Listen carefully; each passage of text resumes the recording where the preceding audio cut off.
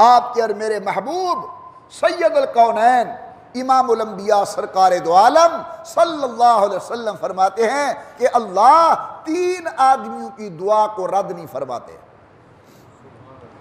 ایک مظلوم کی دعا، مظلوم دعا مانگتا ہے اللہ قبول فرماتے ہیں. نمبر 2، نیکی کے راستے پر سفر کرنے والا انسان،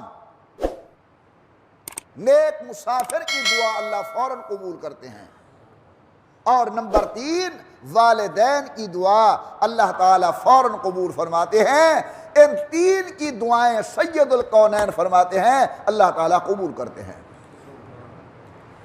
ہمیں چاہیے کہ ہم اپنے والدین سے دعا کروایا کریں.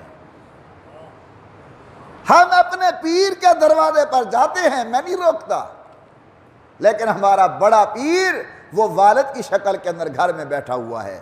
ہمارا بڑا پیر وہ والدہ کی شکل کے اندر گھر میں بیٹھا ہوا ہے. محمد عمر تمہارا پیر ہے، دین پور شریف کے لوگ تمہارے پیر ہیں، خانقاہ سراجیہ موسوی شریف کے حضرات آپ کے پیر ہیں. لیکن ان پیروں کے قدموں تلے حضور نے جنت نہیں بتائی. یہ امی کی شکل کے اندر جو بڑا مرشد و پیر گھر میں بیٹھا ہوا ہے، اس کے قدموں کے نیچے سید الکونین نے جنت ارشاد فرمائی ہے.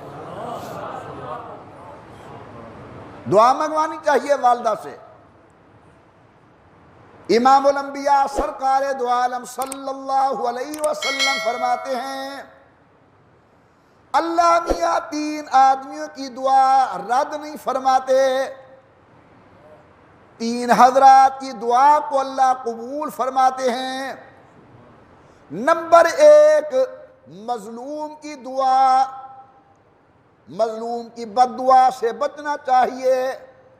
میرے آقا فرماتے مظلوم کی بد دعا اور اللہ کی قبولیت کے درمیان کوئی پردہ حائل نہیں.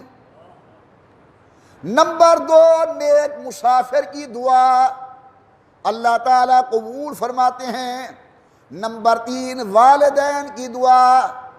والد کی دعا اپنی اولاد کے حق کے اندر، والدہ کی دعا اپنی اولاد کے حق کے اندر اللہ میاں قبول فرماتے ہیں. لیکن سنیے، سید الکونین فرماتے ہیں اگر ان 3 میں سے کوئی آدمی حرام کھانے والا ہوا، مسافر، مظلوم یا والدین میں سے کوئی ایک، اللہ تعالیٰ ان کی دعا کو رد کر دیتے ہیں، دعا قبول نہیں کرتے.